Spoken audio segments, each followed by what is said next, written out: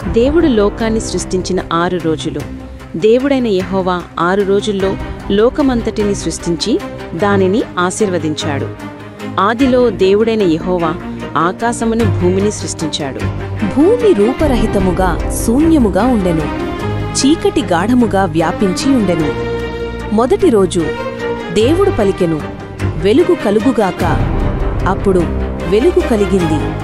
అతడు వెలుగును చీకటి నుండి వేరు చేశాడు, దినమును రాత్రిని ఏర్పరచాడు. రెండవ రోజు దేవుడు ఆకాశమును సృష్టించి నీటిని పైకి కిందకి వేరు చేశాడు. మూడవ రోజు ఆయన నీటిని కూడదీసి సముద్రములను భూమిని బయటపెట్టాడు. భూమి మీద మొక్కలు చెట్లు పుట్టేలా చేశాడు. నాలుగవ రోజు సూర్యుడు చంద్రుడు నక్షత్రాలను సృష్టించి దినమును రాత్రిని నియంత్రించేలా చేశాడు. ఐదవ రోజు సముద్ర జంతువులు ఆకాశ పక్షులను సృష్టించాడు. ఆరవ రోజు భూమి జంతువులను, చివరగా తన స్వరూపంలో మానవుని సృష్టించాడు, పురుషుడు మరియు స్త్రీగా. ఏడవ రోజు దేవుడు తన సృష్టి కార్యములన్నీ పూర్తి చేసి విశ్రాంతి పొందాడు.